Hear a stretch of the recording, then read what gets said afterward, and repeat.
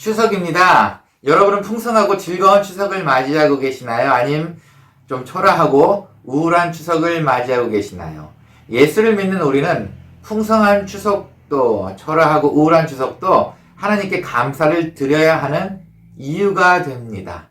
오늘의 말씀을 통해 이런 모든 상황 속에서도 하나님께 감사해야 하는 이유를 알게 되시기를 소원합니다. 함께 기도하겠습니다. 하나님 감사합니다. 어떤 상황 속에서도 우리로 하여금 감사할 수 있는 기회를 주시니 감사합니다. 오늘의 예배를 통해서 하나님을 조금 더 알게 되기를 소원합니다. 하나님의 마음을 조금 더 알게 되기를 소원하오니 오늘 예배 중에도 말씀해 주시옵고 함께 해 주시옵소서. 감사합니다. 예수님의 이름으로 기원합니다. 아멘.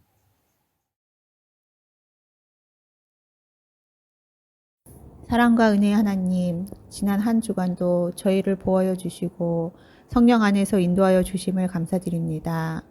하나님의 은혜 속에 살아온 저희들이 이 시간도 하나님을 간절히 사모하는 심령으로 예배하오니 찬송과 영광을 받아 주시옵소서.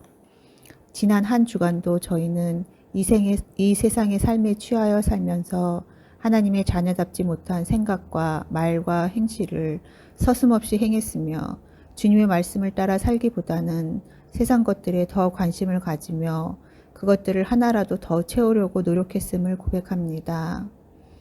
바라옵기는 이 시간 저희의 어두워진 눈을 밝혀주시사 신령한 것을 보게 하시고 마비된 양심을 고쳐주시사 깨끗하고 정결하게 하시며 진실치 못한 마음을 바라잡아 주시사 하나님 앞에서 정직하게 살게 하여 주옵소서. 지금 세상은 계속되는 코로나의 여파와 전쟁, 가뭄과 홍수로 모든 이들의 마음과 삶이 팍팍해짐을 느낍니다. 종말의 세상을 살아가는 저희에게 하나님의 임재와 두려우심을 느끼며 매 순간 최선을 다하는 삶을 살 수 있도록 도와주시옵소서. 주님이 친히 세우신 우리 은총교회가 힘들고 어려운 때일수록 고난 가운데서 주님의 뜻을 담아내기 힘쓰는 교회가 되게 하시고 주님의 계획하심을 이루어가는 교회 되게 하옵소서. 우리 고유의 명절 추석을 맞아 교인들이 한 마음으로 음식을 나누려 하오니 축복해 주시고 그리스도의 사랑을 나누는 자리가 되게 하옵소서. 오늘도 예배하신 주님의 복된 말씀을 들고 단위에 서시는 문선주 목사님을 기억하시고 선포하시는 말씀을 권세 있게 하셔서 저희 모두 은혜가 넘치고 변화받게 하옵소서. 오늘 저희가 드리는 이 예배가 온 마음과 뜻과 힘을 다하여 드리는 예배가 되게 하여 주옵소서. 이 모든 말씀 예수님의 이름으로 기도드립니다. 아멘.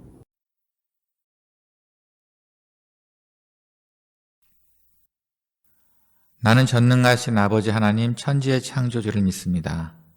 나는 그의 유일하신 아들 우리 주 예수 그리스도를 믿습니다.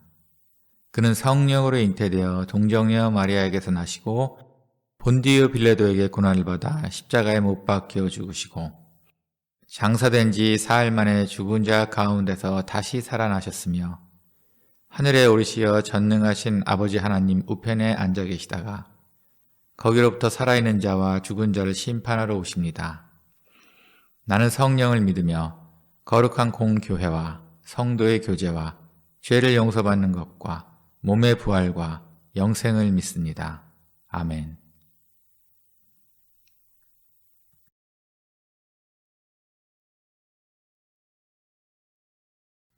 항상 우리를 그리스도 안에서 이기게 하시고 우리로 말미암아 각 처에서 그리스도를 아는 냄새를 나타내시는 하나님께 감사하노라.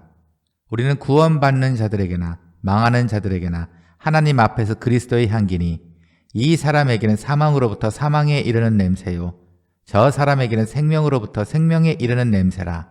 누가 이 일을 감당하리요?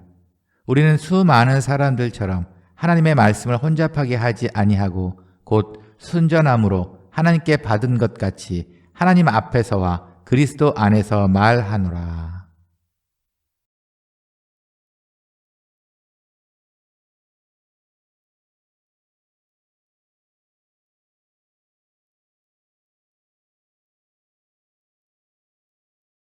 한 주간 평안하셨습니까? 민족의 명절 추석입니다. 즐거운 추석이 되시기를 소원합니다. 그리고 늘 추석과 같이 기쁜 날만 계속 되어지기를 함께 기도하겠습니다. 오늘은 추석을 맞이해 감사의 말씀을 찾아보았습니다. 오늘 말씀에서 사도 바울은 하나님께 감사하게 된 두 가지 이유를 말하고 있습니다. 먼저 14절입니다. 항상 우리를 그리스도 안에서 이기게 하시고 우리로 말미암아 각처에서 그리스도를 아는 냄새를 나게 하시는 하나님께 감사하노라. 이 안에서 두 가지를 벌써 감사하고 있네요. 먼저는 우리를 이기게 하신다는 말을 사용했습니다. 그리고 둘째로는 우리로 그리스도를 아는 냄새를 나게 해서 감사하다는 이야기를 하고 있습니다. 이게 도대체 무엇을 의미하고 있나요? 우리 이 두 가지를 가지고 하나님께서 주신 음성을 한번 들어보겠습니다. 먼저입니다. 우리가 감사해야 되는 첫 번째 이유입니다. 우리를 이기게 하셨기 때문입니다. 이긴다고 생각하는 것은 여러분들 늘 이렇게 생각하실 겁니다. 눈에 보이는 성공, 눈에 보이는 승리를 말씀하실 수도 있습니다. 네, 그것도 이기는 거죠. 하나님도 우리가 세상에서 지는 것보다 이기기를 원하고 계십니다. 그래서 모든 사람으로 모범이 되기를 원하고 계신다는 겁니다. 하지만 오늘의 말씀에서는 반드시 이렇게 눈에 보이는 승리를 말하고 있지 않습니다. 만약에 오늘 14절 말씀 중에서 그리스도 안에서라는 말이 없었으면 어쩌면 우리가 눈에 보이는 승리를 말할 수도 있을 거라 생각합니다. 하지만 그리스도 안에서 이기게 하신다고 말씀하셨습니다. 이건 신앙적인 승리를 말하고 있습니다. 사탄과의 싸움에서의 승리를 말하고 있는 겁니다. 특별히 복음을 전파하며 모든 일에 헌신하고 있는 사도 바울에게는 그가 말하는 승리는 신앙적인 승리를 이야기합니다. 잘 사는 것이 아니라 혹시 마음의 평안, 금전적인 것보다 신앙의 성숙과 성장을 말하는 것이 아닐까요? 1945년 5월 5일 브라질에서 있었던 일입니다. 어느 한 노인이 납치가 됐어요. 근데 이 노인을 납치한 이유는 브라질의 축구 선수 호마리우라는 선수의 아버지였기 때문입니다. 이 선수가 워낙 유명하죠. 또 브라질이란 나라는 축구에 아주 그냥 헌신을 합니다. 축구를 진짜로 좋아하는 나라이기도 합니다. 그래서 그런지 호마리의 아버지를 납치를 했어요. 그리고 그 납치범들은 20억 원을 요구를 했습니다.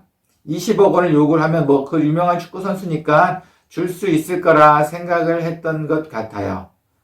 자, 그러자 호마리오는 이렇게 결정을 합니다. 오히려 크게 더 인터뷰를 합니다.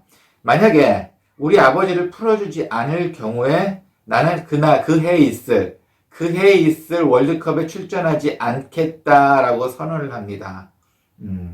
아까 말씀드렸다시피 브라질은 축구에 아주 진심을 담은 나라입니다. 그러다 보니까 브라질 자체가 난리가 났어요.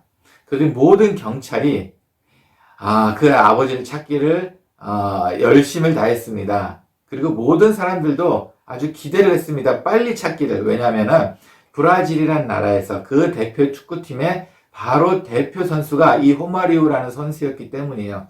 이 사람이 빠지면 축구를 이길 수 없다는 것을 알기 때문에 모든 브라질이 발칵 뒤집혔습니다. 뿐만 아니고 오히려 우리가 말하는 그 검은 세력들도 이 선수의 아버지를 찾기를 시작을 했습니다. 그러자 이 납치범들은 이제 이 상황의 심각성을 알게 돼서 그의 아버지를 풀어주게 되었습니다. 그리고 1994년 월드컵에서 브라질이 우승을 하게 되고 이 호마리오 선수는 그해 MVP 상을 받게 됩니다. 그리고 호마리오는 42살, 42세까지 현역 축구 선수로 활동을 하다 은퇴를 하게 됩니다. 어떠세요? 때로는 이런 생각을 해봅니다. 악에게 이기는 방법으로 악을 사용하는 방법. 만약에 호마리오가 돈을 합의를 했다거나 아니면은 경찰을 총동원해서 아버지를 찾기를 날리셨다면 어쩌면 더 안 좋은 결과가 나지 않았을까요? 아마도 지혜로운 승리인 것 같습니다. 누가 승리했습니까? 납치범입니까? 아니면 호마리오입니까? 네, 정말 지혜로운 승리인 것 같아요. 이렇게 이겼으면 좋겠어요. 모든 악을 이렇게 지혜로운 방법으로 이렇게 이겼으면 좋겠습니다. 하지만 우리는 호마리오 같이 유명한 선수는 아니지 않습니까? 아마도 우리는 우리만의 방법을 또 찾아야 되지 않습니까? 어떻게 싸워야 할지 모른다면, 하지만 걱정하지 마십시오. 오늘의 말씀에서 그리스도 안에 있기 때문에 반드시 이긴다는 말씀을 하셨습니다. 이길 수밖에 없습니다. 그저 우리가 늘 지는 이유는 그리스도 안에서 싸우는 것이 아니라 우리의 영역, 내가 할 수 있는 내 생각의 범위에서 일을 하기 때문에 늘 싸움에서 진 겁니다. 우리가 우리의 생각에서 내가 할 수 있는 범위, 그리스도 안에서 하는 게 아니라 기도 한 번 더 해서 결정하는 것이 아니라 내 생각이 맞다는 그 결정 때문에 늘 싸움에서 질 수밖에 없었습니다. 마치 호마리오는 자기의 영역에서 싸웠던 것처럼, 자기가 할 수 있는 능력 안에서 싸웠던 것처럼 우리는 그리스도 안에서 싸워야 한다는 겁니다. 그게 우리에게 달콤한 승리를 가져온다고 오늘 말씀하고 계십니다. 한 사냥꾼이 꿩을 잡았어요. 그런데 멀리서 총을 쐈기 때문에 꿩이 어느 집 안으로 떨어졌습니다. 근데 그 집 안에는 노인이 한 분 살고 계셨어요. 그래서 이 꿩 사냥꾼이 가서 그 노인에게 내가 잡은 꿩이니 그걸 나에게 주세요라고 말을 했습니다. 하지만 노인은 내 집에 떨어졌기 때문에 내 꿩입니다 라고 이야기를 했습니다. 그런데 이렇게 이야기가 옥신각신 하다가 아마도 이 사냥꾼이 좀 거칠게 이야기하지 않았나 싶어요. 할아버지가 화가 많이 났습니다. 그럼에도 불구하고 이 싸움을 해결을 해야 되기 때문에 할아버지가 이렇게 재밌는 제안을 합니다. 자, 그럼 이렇게 한번 해보자. 너랑 나랑 얼굴을 세 대를 세게 때려서 이기는 사람이 그 꽁을 갖는 걸로 합시다. 하지만 나이가 많으니 내가 먼저 당신의 얼굴을 세게 때리겠소. 세 대를 때리겠소 라고 이야기를 했습니다. 보아하니 사냥꾼들이 마도 그 말이 맞는 것 같아요. 노인이 너무 세게 때릴 수도 없고 그래 먼저 때리십시오. 하지만 내가 이길 게 뻔하니까 그렇게 한번 해봅시다 라고 했습니다. 그래서 노인이 한 대 때렸어요. 제법 셉니다. 두 대, 사냥꾼이 움찔할 만큼 생각보다 노인이 셌습니다. 세 번째를 맞았을 때는 정말로 아찔했습니다. 그래서 이제 세 대를 노인이 때렸고, 자, 이제 사냥꾼이 그 노인의 얼굴을 세 대 칠 차례였습니다. 자, 그리고 사냥꾼이 한번 세게 칠 준비를 하자. 그때 노인이 이렇게 얘기했습니다. 잠깐만. 내가 졌네. 이 꽁을 가지고 가게. 라고 이야기를 했답니다. 자, 누가 이겼나요? 자, 누가 이겼을까요? 어떤 생각이 드십니까? 그 사냥꾼은 자기가 원했던 그 꽁을 가졌기 때문에 이겼다고 생각하십니까? 아니면 그 노인의 지혜로운 방법에 그 노인의 그 버릇없는 사냥꾼을 교육하기에 이겼다고 생각하십니까? 입으로 자기가 졌다고 이야기를 했습니다. 그리고 그 꽁을 주었습니다. 과연 정말 졌을까요? 네. 사도 바울은 옥에 들어가서 맞기까지 했습니다. 이 그리스도의 복음을 전하려고 많은 애를 썼어요. 그리고는 자기는 이렇게 얘기합니다. 분명히 옥에 들어가서 고생을 했음에도 내가 이겼다. 반드시 이길 수밖에 없다라고 이야기를 했습니다. 사도 바울은 그 겉으로는 지는 것 같았지만 늘 승리했다고 생각했기 때문이에요. 그렇기 때문에 사도 바울은 이런 신앙 고백을, 이런 성경을 쓸 수 있습니다. 그리스도 안에서는 우리는 이길 수밖에 없다. 그러면은 그리스도 안에서 싸움을 이기는 방법이 있을까요? 네, 있습니다. 우리도 아마도 그걸 연습해야 할 것 같습니다. 오늘 14절 말씀에서 그리스도 안에서 이기게 하시고 우리를 말미암아 각지에서 그리스도를 아는 냄새를 나타내시는 하나님께 감사하노라. 우리로 반드시 이기는 싸움을 할 수밖에 없는 14절을 이야기하십니다. 바로 세상을 이기는 방법입니다. 하나님은 우리에게 쓰러지는 법부터 가르쳐 주신다는 겁니다. 쓰러지는 법. 잘 쓰러질 자신이 있을 때 싸움을 나갈 수 있게 하십니다. 그게 바로 그리스도 안에서 이기게 하는 방법이에요. 예전에 유도를 배운 적이 있어요. 유도를 배울 때 제일 처음부터 배우는 게 한 달 동안일 겁니다. 낙법, 쓰러지는 법부터 가르쳐 줬습니다. 옆으로 구르고 이렇게 쓰러지고 어떤 상황에서든지 바르게 쓰러질 수 있는 법을 배웠어요. 자, 그리고 스키를 배운 적이 있었습니다. 스키를 배울 때 스키 강사도 제일 처음에 가르치는 거는 바르게 쓰러지는 법부터 가르쳐 주었습니다. 네, 잘 할 수 있어요. 잘 멋지게 할 수 있습니다. 하지만 이상하게 쓰러지는 법부터 가르쳐 주네요. 그리고 럭비라는 시합하는 사람들에게도 잘 쓰러지는 법부터 가르쳐 준다고 합니다. 아마도 잘 쓰러지는 게 이기는 방법이 아닌가 싶습니다. 유도로 해서 반드시 이길 수만은 없습니다. 아니, 이기는 도중에 몇 번이라도 쓰러질 수 있습니다. 그렇기 때문에 잘 쓰러지는 법을 가르쳐 주는 겁니다. 스키도 마찬가지고 유도도 마찬가지인 것 같습니다.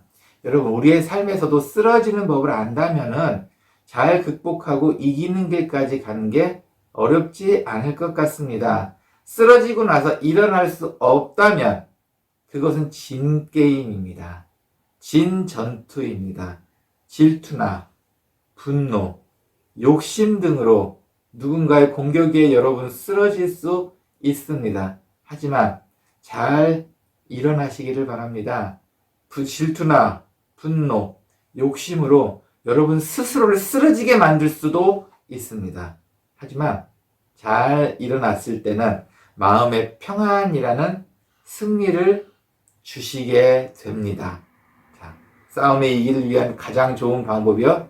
잘 쓰러져 보는 것이 어떨까요? 잘 극복하기 위해 잘 쓰러져 보는 것이 어떨까요?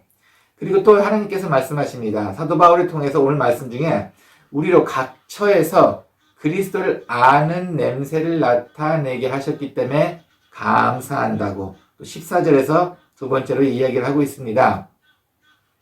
왜냐하면 이 말을 다시 하면은 우리로 예수를 믿는 자로 만드셨다는 뜻이에요. 그렇기 때문에 감사한다는 뜻입니다. 그리스도를 아는 향기를 풍긴다는 이야기입니다. 이 말은 예수를 믿기 때문에 우리가 손해를 본다는 뜻이기도 합니다.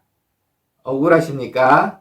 예수를 믿기 때문에 굳이 안 봐도 되는 손해를 우리가 본다는 이야기입니다. 아이들이 좋아하는 포켓몬이라는 게임이 있습니다. 이게 정말 전 세계를 휩쓸었죠. 지금도 이 포켓몬이라는 게임은 이 모양 저 모양으로 세상을 휩쓸고 있습니다. 재미있습니다. 한 아이가 포켓몬스터, 작은 몬스터들을 데리고 다니면서 시합을 하고 이겨나가는 게임이에요. 그 몬스터들이 귀엽기도 합니다. 그런데 한국에서인가요? 이런 이벤트가 있었어요. 이 아이들을 가지고 그 누군가와 시합을 하게 하는 겁니다. 물론 그 시합을 하는 그 사람은 포켓몬의 적인 악당들이 있었어요. 그 악당들을 아르바이트 쓰고 이 아이들과 싸우게 합니다. 이 로켓단이라는 악당이 있었는데 이걸 아르바이트가 이 사람이 해요. 그리고 이 아이와 시합을 하게 하는 그런 이벤트였습니다. 뭐 게임을 하든 뭘 하든. 그런데 포켓몬에서도 봤듯이 4개의 포켓몬이 5마리가 있다면은 이상하게 이 시합할 때 마지막 거를 가장 센 놈을 가지고 있다. 마지막에 이 포켓몬을 던집니다. 그 나머지 4도 좋긴 한데 좀 약하다는 뜻이겠죠. 이 아르바이트 하는 이 친구는 그걸 이용을 합니다. 처음 4개를 포켓몬인 자신이 이깁니다. 어떻게 해서든지 자신이 이겨요. 뭐 아이들이니까 이길 수 있겠죠. 하지만 마지막 이 아이들이 정말 소중하게 가지고 있었던 이 5번째 포켓몬을 딱 내놨을 때 이 로켓단을 맡았던 아르바이트생은 이 포켓몬 5번째한테 모두 져줍니다. 그러고 나서 이렇게 얘기합니다. 분하다. 내가 너의 마지막 그 포켓몬한테 당했다. 그리고 나서 선물을 줍니다. 세상 억울하다는 표정을 짓고 억울하다. 너한테 졌다. 그러면서 이 아이에게 준비된 선물을 줍니다. 그러면 이 아이는 세상의 모든 걸 구한, 심지어는 울기까지 한답니다. 나라를 구한 그 표정으로 너무 감격해서 내가 이겼다. 그리고 그 선물을 가지고 가는 겁니다. 어머니 아버지가 준비해준 선물이겠죠. 이 아이에게 기쁨을 주기 위한 이벤트였던 겁니다. 네. 이 포켓몬에서 로켓단 역할을 했던 이 아르바이트생은 정말 진 건가요? 정말 선물을 뺏겼나요? 아닙니다. 이 아이에게 기쁨을 주기 위해서, 이 아이를 위해서 자기는 결국은 가장 극적이게 져줘야 됩니다. 그리고 져줍니다. 이 아르바이트의 시급은, 아르바이트비는 다른 아르바이트의 6배를 받는답니다. 어떠세요? 대단하지 않습니까? 정말 할 만한 아르바이트 같지 않습니까? 상대방을 기분 좋게 해주고, 나도 졌지만, 하지만 나는 다른 아르바이트보다 6배의 월급을 더 받을 수 있으니 말입니다. 손해본 건가요? 아닙니다. 가장 큰 이익을 본 사람이 누군가요? 아이도 뭐 기쁘겠죠. 하지만 이 시급 알바는 자기 나름대로의 역할을 충분히 한 것 같습니다. 바로 이겁니다. 여러분, 우리는 손해를 보는 것 같지만 결국은 손해가 아닙니다. 우리의 삶도 마찬가지입니다.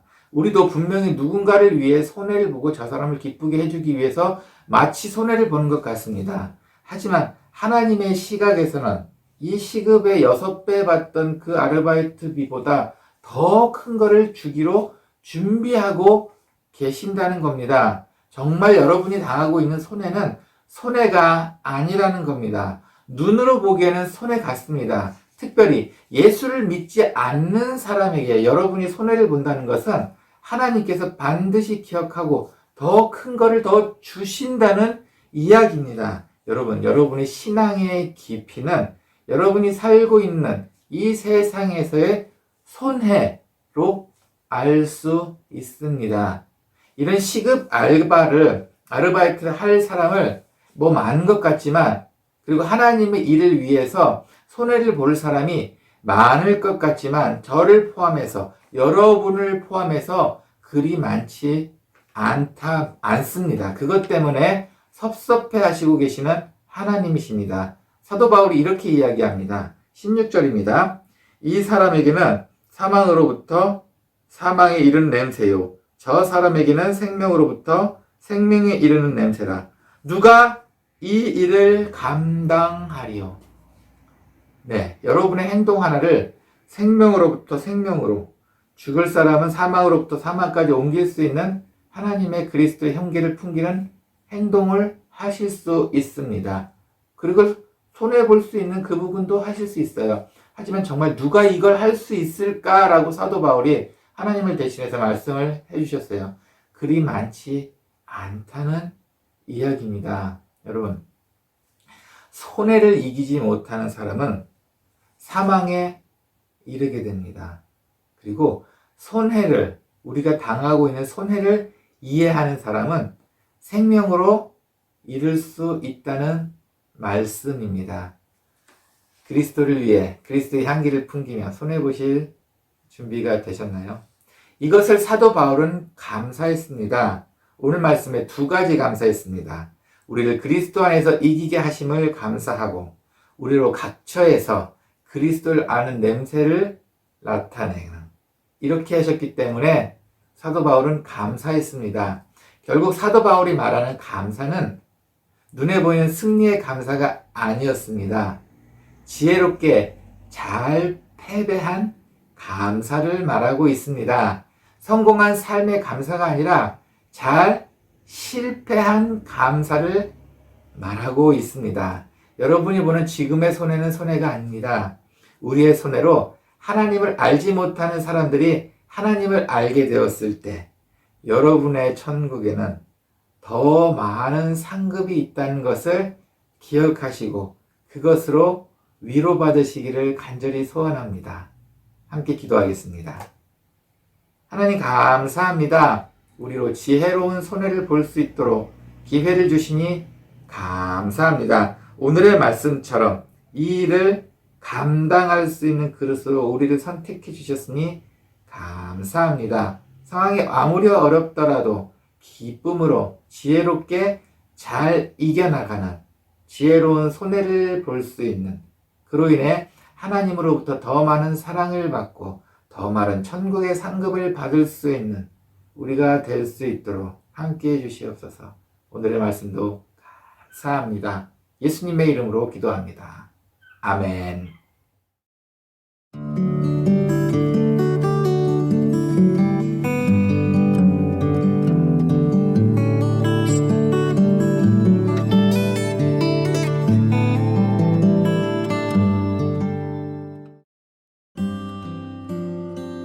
교회 소식입니다. 환절기의 감기와 또한 코로나 늘 조심하시길 바랍니다. 오늘 예배 후에 추석맞이 브라이가 있습니다. 다음 주는 현지교회에서 은총교회 예배당을 사용하는 주간입니다. 그래서 야외 예배로 드리겠습니다. 다음 주기도 이미연 집사. 이번 한 주도 승리의 슬픔보다 패배의 기쁨 속에서 하나님을 만나는 주간 되시기를 소원합니다. 들으신 봉헌을 위해 기도하고 축도로 예배 마치겠습니다. 주님 감사합니다. 오늘의 추석에 맞이하여 주님께 또한 기쁜 마음에 봉헌을 합니다. 하나님, 우리 기쁜 마음을 기쁘게 받아주시옵고 하늘에 쌓여있는 보화를 위해 달려갈 때 우리로 하여금 기쁨이 넘치는 삶이 될 수 있도록 인도해 주시옵소서. 이제는 주 예수 그리스도의 은혜와 하나님의 사랑과 성령의 감화 감동, 교통하심이 이 세상을 패배하는 마음으로 사는 것이 아니라 지혜로운 패배, 즐거운 패배를 통해 하나님께 다가가기를 소원하는 사랑하는 모든 분들 머리 위에, 그리고 천국에 쌓여있는 우리의 금은보화를 바라보며 이 세상의 고난을 또한 헤쳐나가기를, 주님의 이름으로 지혜롭게 헤쳐나가기를 소원하는 사랑하는 모든 분들 머리 위에, 그리고 이 온라인 방송을 통해 하나님을 조금 더 알기를 소원하는 사랑하는 모든 분들 머리 위에 이제로부터 영원히 함께 있을지어다. 아멘.